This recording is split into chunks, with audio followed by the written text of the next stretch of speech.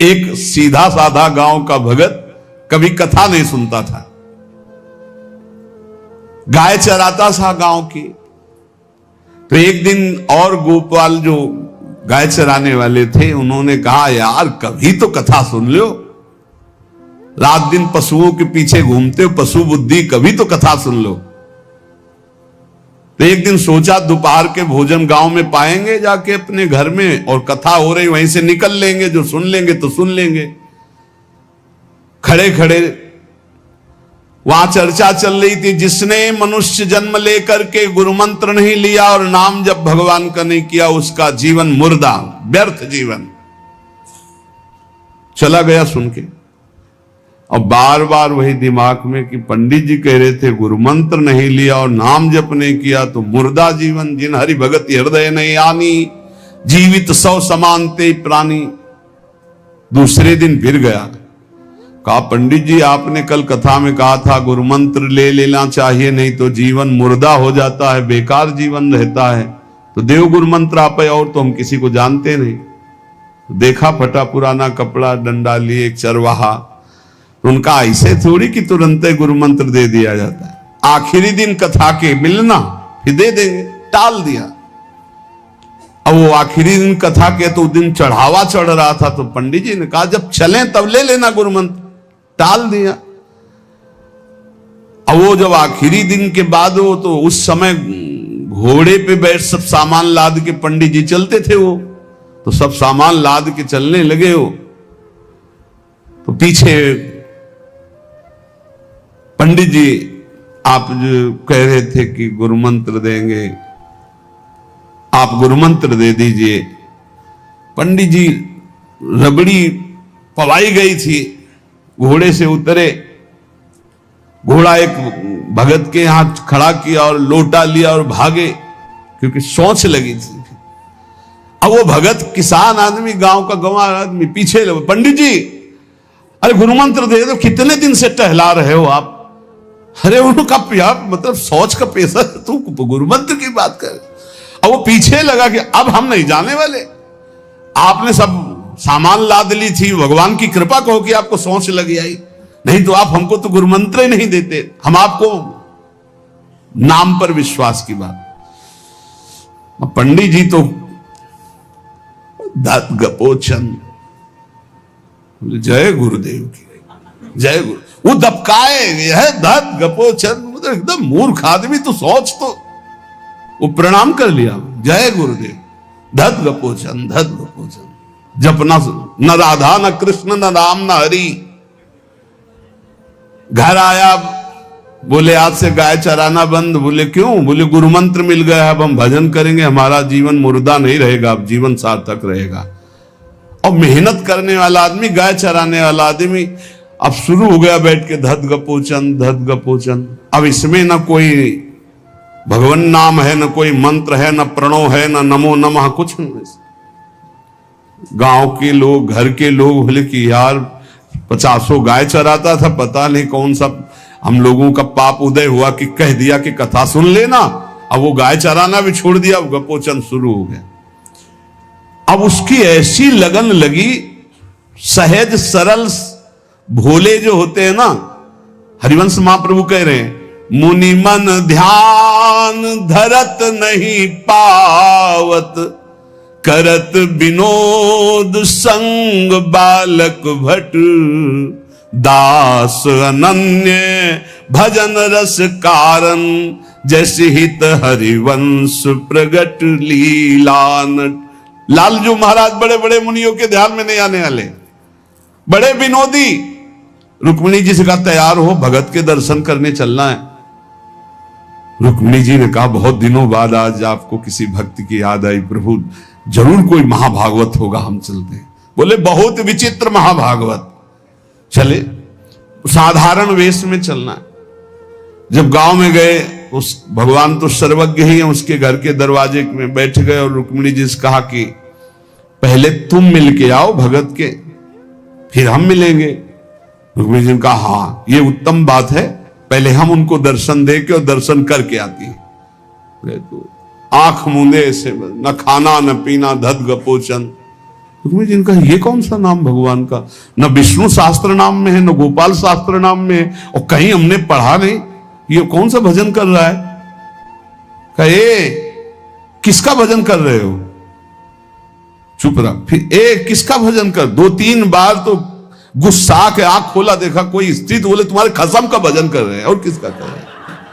वो रुक्मिणी जी आ गई, बोले बहुत जानकार भगत है प्रभु द्वारिकाधीश से कहा बहुत जानकार भगत है। बोले क्यों? बोले हमने कहा कि किसका भजन कर रहे हो, देखो हम इतना छुप के गई थी, लेकिन वो पहचान गए, वो कह रहे तुम्हारे खसम का भजन कर रहे थे। अब भगवान ने कहा हाँ तभी तो हम आए भगत जोड़कर। बोले प्रभु आप दर्शन बाद में करना, जाके पहले हमारा प्रश्न बता दो, प्रश्न का उत्तर दे दो कि आपके विष्णु शास्त्र नाम, गोपाल शास्त्र नाम, बहुत से नाम हैं, ये नाम तो हमने कभी नहीं सुना। भगवान ने कहा ये नाम हमको तो बहुत प्यारा है। बोले आपको कब, मतलब ये कब कैसे नाम रखा गया? बोले बहुत प्यारा है, हमारा ब्रज का रखा हुआ नाम है, ब्रज में मैया ने रखा था। कैसे रखा था? बोले एक दिन मैं माखन चोरी कर रहा था, सखा के कांधे पर खड़ा हुआ, ऊपर माट में हाथ डालकर मक्खन पूरा ऐसे खाता जाता, सखा को पवाता जाता। इतने में मैया और गोपी जन आ गई। एक कन्हैया ये क्या कर रहा है? अब हमने देखा कि फंस गए। हमने कहा कि मैया हमें बहुत भूख लगी थी और देखा कि इसमें चींटी चढ़ी हुई है, तो हम चींटी निकाल रहे थे। तो बोले चींटी कैसे निकाल रहे थे? यहां पूरा हाथ सना हुआ है तुम्हारा चींटी। बोले अरे भैया तू बावरी, जब चींटी को ऐसे निकालने करते वो अंदर चली जाती तो खबो खबो के निकाला, इसलिए ऐसा इतना हाथ हो। बोले यहां मुंह में भी जब तुम्हारे मक्खन लगा, एक मक्खी बार बार उड़ रही थी तो हम ऐसे मारा तो पूरा मुंह में मक्खन लगा। मैया ने कहा धत गपोचर। बोले ये उस समय का नाम रखा हुआ है, मेरा बाल गोविंद में जब मैया ने रखा था मक्खन चोरी के समय उस। अब आप विचार करके देखो, भगवान का साक्षात्कार गुरु वचनों पर विश्वास होने पर साधारण शब्द बोला तो भगवान तो सर्वलोक महेश्वर सर्वज्ञ, उनके सब अक्षर, जैसे हर अक्षर में आ विराजमान है, का खा गा घा आ, ऐसे ही सब अक्षरों में ब्रह्म विराजमान है।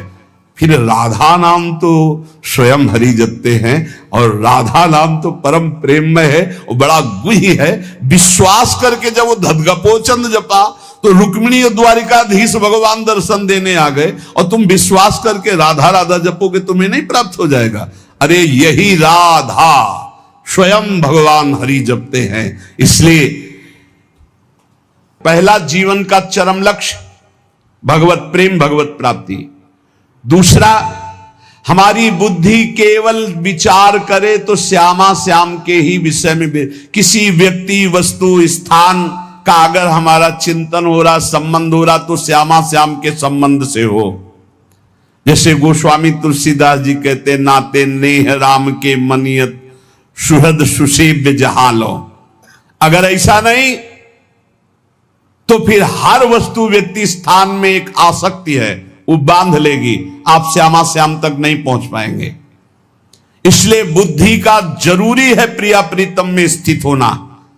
अगर बुद्धि ये निश्चय कर ले कि परम सुख स्वरूप श्यामा श्याम ही हमारे हैं, हम श्यामा श्याम के हैं, सुख है तो श्यामा श्याम के नाम में, रूप में, लीला में, धाम में। अभी आपने सुना आनंद का तारतम्य। तीसरा, जो गुरुदेव ने नाम दिया है इससे बढ़कर महत्व तो किसी नाम में नहीं होना चाहिए, किसी की निंदा नहीं। सब नाम हमारे प्रभु के हैं, पर हमारे लिए सर्वश्रेष्ठ नाम हो गया जो गुरु ने दिया है, जो मंत्र दिया, जो नाम दिया। एक एकांतिक में आए और बोले हम कुछ 2-4-6 महीने से हम आपके शिष्य हैं, मंत्र ले लिया है। स्वप्न में एक महात्मा आए और उन्होंने हमको और मंत्र दिया है, तो अब तो हम समस्या में फंस गए कि आपका दिया गुरु मंत्र जपें या स्वप्न में कोई और महात्मा आए थे उनका दिया जपें, क्या करना चाहिए? हमने कहा तस्मात् शास्त्रम प्रमाणम। जब सप्तऋषि जी आए, स्वप्न में नहीं, सीधे साक्षात आए पार्वती जी के पास। और कहा ये किसके लिए तपस्या कर रहे हो? महादेव जी के लिए। महादेव जी में क्या है, चलो हम तुम्हें भगवान नारायण को पति रूप में, भगवान विष्णु वैकुंठाधिपति अपार वैभव, उनको। तो जो माता जी ने बात कही पार्वती मैया ने, वही बात पकड़नी है। उन्होंने कहा तजऊ न नारद कर उपदेशु, आप कहें सतबार महेशु। सप्तऋषियों, अपने गुरुदेव नारद जी के उपदेश का मैं कभी त्याग नहीं कर सकती, चाहे स्वयं इष्ट देव भगवान शंकर आकर सैकड़ों बार कहें तो भी। तजऊ न नारद कर उपदेशु, आप कहें सत बार महेशु। कोटि जन्म लगी रगर हमारी, बरों संभुनता रहूं कुंवारी। करोड़ जन्म लूंगी, हर बार अपने गुरुदेव के दिए हुए मंत्र का अनुष्ठान करूंगी और देवाधिदेव महादेव को पति रूप में वरण करूंगी, अन्यथा कुंवारी रहूंगी। बहुत सी कन्याएं और बहुत से वर हैं, आपको ब्याह कराने का शौक है तो आप जाइए, लेकिन मैं पर्वत से प्रकट हुई हूं, हिमालय से मैं अडिग हूं अपने गुरुदेव के वचन में। तो यहां कह रहे चौथा, समस्त इंद्रियां भोग विलास के लिए लालायित रहती हैं, सबकी। अब इनको भोग देना भी है, बिना भोग के, बिना विषय के जीवित नहीं रह सकते। शरीर चलाना है, सेवा धर्म पूर्ति करनी है, पानी पीना भी विषय है, अन्न पाना भी विषय है, देखना भी विषय है, सुनना भी विषय है, सब विषय के अंतर्गत आता है। तो यहां अपनी इंद्रियों से जो विषय ग्रहण करना है वो भागवतिक करना है। जैसे हमें पानी पीना है तो प्रभु को अर्पित करके राधा वल्लभ लाल की जय, और फिर भावना करो हृदय में प्रभु विराजमान है, जलपान कर। भोजन भोग अर्पित किया, भगवत स्वरूप प्रसाद, हम प्रसाद पा रहे हैं। वस्त्र प्रसादी, सुनना भगवत विषय, देखना भगवत भाव, बोलना भगवत संबंध से। हर इंद्रियों के विषय को हमें भगवत संबंध से युक्त कर लेना है। यदि भगवत प्राप्ति करनी है, भगवत प्रेम प्राप्त करना है, तो पहला चरम लक्ष्य, मुझे इसी जन्म में भगवत प्राप्ति करनी, भगवत प्रेम प्राप्त करना है।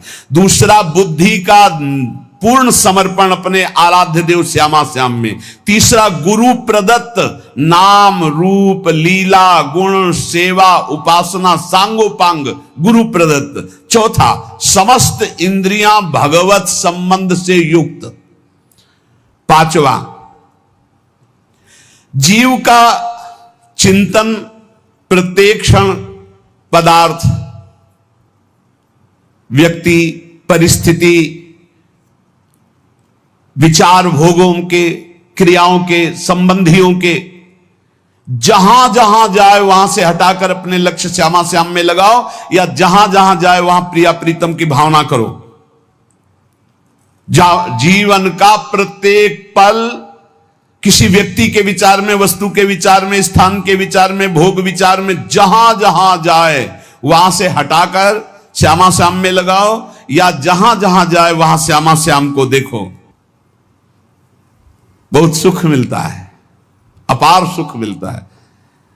जिससे प्यार होता है, अपनापन होता है, उसकी बात सुनने में सुख मिलता है। अरे वो दिशा अच्छी लगती है, वो दिशा अच्छी लगती है। जिधर अपना प्यारा बसता है ना, वो दिशा अच्छी लगती है। उधर से आई हुई वायु ऐसा लगता है प्यारे का आलिंगन हो रहा है, अभी वो प्रेम जागृत नहीं हुआ। इसलिए उस एरिया को कोई आ जाए, अच्छा आप उधर से आए, जहां अपना प्यारा बसता है उस क्षेत्र का कोई आ जाए तो ऐसा लगता है प्यारा मिल गया।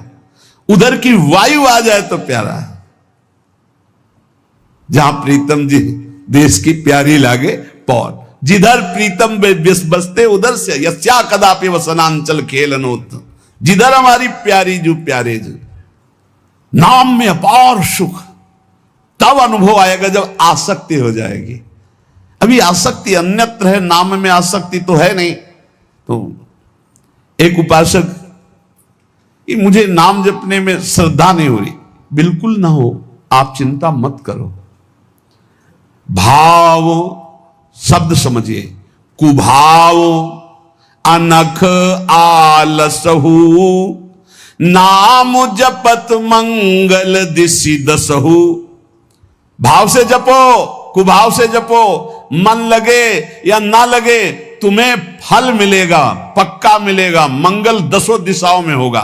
विश्वास करके जपो तो, और एक दिन जब स्वाद लग जाएगा तब आप भी ऐसे ही बोलोगे जैसे बड़े बड़े संत महापुरुष बोलते हैं, नाम जीवन, नाम सर्वस्व, नाम ही हमारा प्राण धन।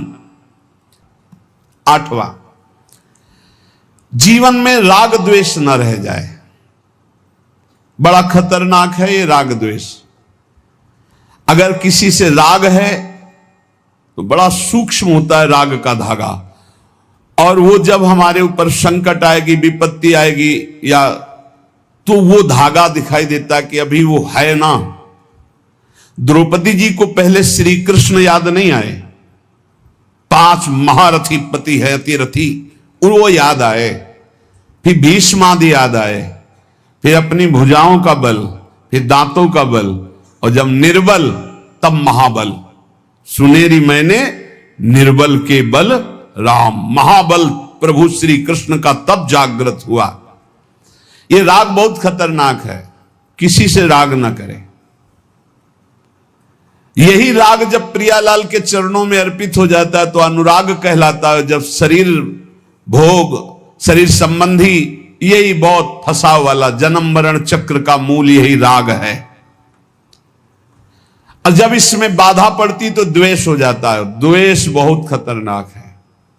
भजन कर रहे हैं, कई वर्ष पहले किसी ने कुछ कहा, याद आ गया और जलने लगा हृदय, उसकी पूरी सामने झांकी है। भजन कर रहे हैं प्रभु का और झांकी है उस द्वेष जिससे हुआ है और हृदय जलने लगा। या कभी वो सामने पड़ गया तो देखकर जल, द्वेष ना होने पावे। अजात शत्रु ते सदा, भक्त अजात शत्रु होता, एक भी पूरा सृष्टि में शत्रु ना होने पावे। 9वां, प्रत्येक परिस्थिति में अपने आराध्य देव के द्वारा दिया गया मंगल विधान है ऐसा मानना। एक बार हमने सुना था, उस समय किडनी का रोग प्रकाशित नहीं हुआ था, कि असाध्य रोग भगवान की विशेष कृपा से प्राप्त होता है। तो साधन पर उस समय जोर था, तो डर लगा कि असाध्य रोग कृपा कैसे हो सकती है, ना साधन में बैठ सकते हैं, पीड़ा रहती होगी तो भजन भी नहीं हो सकता, तो ये कृपा कैसे हो सकती है असाध्य रोग। लेकिन सच्ची आपसे कहते हैं, साधना हो रही थी भगवत मार्ग में जैसा कुछ, लेकिन शरणागति में कमी थी, क्योंकि साधन पक्ष में विश्वास बहुत जोर का था। शास्त्र प्रमाणित साधन के बल से भगवत प्राप्ति पर विश्वास हमें था। कृपा शब्द का हमारा कोई परिचय नहीं था, कृपा शब्द से हमारा कोई परिचय नहीं था। पक्का समझ लीजिए, क्या कृपा शब्द, ये तो शब्द ही नहीं था, बस साधन शब्द से परिचय था। अपनी इंद्रियों को बस में करो, मन का निग्रह करो और भगवान का निरंतर भजन करके परम पद प्राप्त करो। हर समय अपने साधन में लगे रहो। जब किडनी फेल हुई, साधन शब्द हटा, अब हाहाकार मच गया अहंकार में। अब क्या, फिर जो अहंकार शरणागत हुआ, फिर बात बन गई जो करोड़ों जन्मों की साधना से नहीं बनती, वो इस असाध्य रोग ने काम बना दिया। कह रहे हैं कि प्रत्येक परिस्थिति में पूर्ण कृपा, पूर्ण मंगल विधान देखना, ये 9वां सूत्र है। जैसी भी परिस्थिति आवे, चाहे जितना विकराल रूप लेकर के आ जाए परिस्थिति, कृपा ही कृपा, कृपा ही कृपा, सच्ची मानना, परिणाम में देखना बड़ा मंगल और बड़ी कृपा होगी। 10वां, प्रेम प्राप्ति के मार्ग के पथिक का जीवन बड़ा विनयमय, बड़ा विनम्र, बड़ा संयमी, सदाचारपूर्ण, त्यागमय और शांत सुख स्वरूप, प्रेमी महात्मा का ये स्वरूप।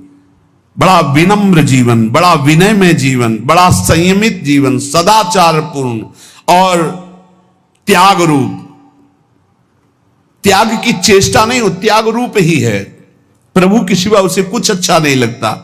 कुटुंब देहते जाए छूट सब ही विधि ना तो। और अद्भुत शांति, अद्भुत शांति, कोई भी द्वंद आ जाए उसे अशांत नहीं कर सकता। 11वां, श्री राधा माधव के नित्य नूतन परमानंद प्रदान करने वाले पदों का गायन, उनकी सेवा, उनके प्रेमी जनों के दर्शन संभाषण, तब ऐसे प्रेमानंद की तरंगे हृदय में उछलती रहती है जिससे लीला रस में उसका प्रवेश हो जाता है, तब उसका लीला रस में प्रवेश हो जाता है। इसलिए अपने जीवन को महाप्रेम में बनाने के लिए जो आप सत्संग में श्रवण करते हैं, ये बड़े सौभाग्य से श्रवण कथन का हमें प्रभु ने अवसर दिया है।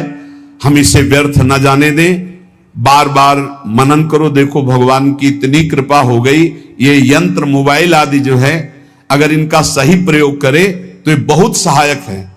एक बार सत्संग हो गया, जो पकड़ पाए नहीं, हम 10 बार सुनेंगे तब तो हम पकड़ लेंगे ना। तो 10 बार कैसे सुनते? अगर ये मोबाइल ना होते, ये यंत्र ना होते तो हम कैसे सुनते? बड़ी कृपा भगवान ने की। जैसे जैसे कलयुग हमारी स्मृति का अपहरण कर रहा है, तो भगवान के द्वारा प्रेरित होकर विज्ञान भी वैसी सहायता कर रहा है कि एक बार का सत्संग हमें पकड़ में नहीं आया तो हम 10 बार मोबाइल से सुन सकते हैं। बस हर चीज में गुण दोष है, तो मोबाइल के दोष को स्वीकार न करें। प्रपंच देखना, गंदी बातें देखना सुनना अगर शुरू कर दो तो दिन भर ही उसी में लग जाएगा। मतलब की बात देखो, संत महापुरुषों के सत्संग को सुनो और उसका मनन करो, उसको अपने आचरण में उतारो और एक क्षण भी नाम से विलग न रहो, जीवन का परम लाभ। शेष चर्चा आगे। श्री राधा वल्लभ लाल की।